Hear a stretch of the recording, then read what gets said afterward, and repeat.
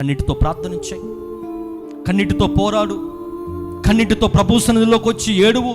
నీ సమస్య ఏంటో, నీ బాధ ఏంటో, నీ శోధన ఏంటో ప్రభు సన్నిధిలో పెట్టు, ప్రార్థించు. దేవుడు నీ జీవితంలో కార్యం చేయడానికి ఆయన సమీపంగా వస్తాడు.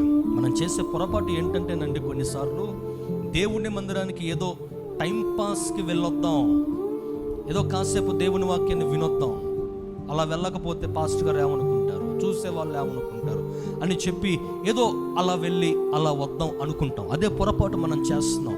కానీ ఇక్కడికి ఎందుకు రావాలో తెలుసా? 2 విషయాలు. మొదటిగా దేవుని వాక్యాన్ని వినడానికి రావాలి. రెండవది మన సమస్యలు మన దేవునితో చెప్పుకోవడానికి ఈ ప్రాంతానికి రావాలి. నీ సమస్యను ప్రభువుకి చెప్పుకోవడానికి ఈ ప్రాంతానికి రావాలి.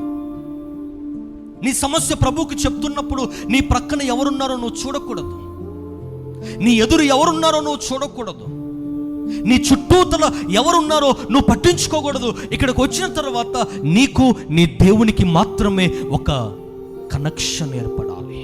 దట్స్ వై వచ్చిన నీవు కన్నీటితో ప్రార్థన చేయి. ఏ అవసరత నీ జీవితంలో ఉంది, ఏది నీకు కావాలి రాత్రి, ఏవి లేక నువ్వు బాధపడుతూ ఉన్నావు. అన్నీ ఉన్నాయి పాస్టర్ గారు, కానీ ఫలానిది మాత్రం నా జీవితంలో లేదని నువ్వు బాధపడుతూ ఉన్నావా? ఈ రాత్రి అదే నీకు ప్రభువుకి చెప్పమని దేవుడు అడుగుతున్నాడు. నా జీవితం లేదంటూ ఏమీ లేదయ్యా, కానీ ఇదొక్కటే ఇది కూడా ఉంటే నా జీవితం ఇంకా బాగుంటుంది. అదొక్కటే దేవునికి రాత్రి చెప్పు, కన్నీటితో చెప్పు.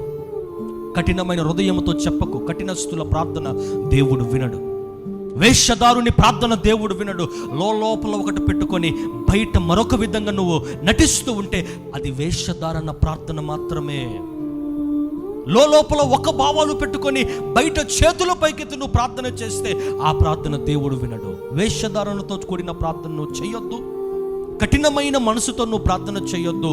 నువ్వు ప్రార్థించేటప్పుడు నీ హృదయం పగిలిపోవాలా, నీ హృదయం పగిలిపోవాలా, నీ హృదయం పగిలిపోవాలా. ఎప్పుడైతే నీ హృదయం పగిలిపోతుందో అప్పుడు కన్నీరు రావటం ప్రారంభిస్తుంది. ఆ కన్నీరే దేవుడు తన బుడ్డిలో దేవుడు ఏం చేస్తాడట, దాస్తాడట. హల్లెలూయా.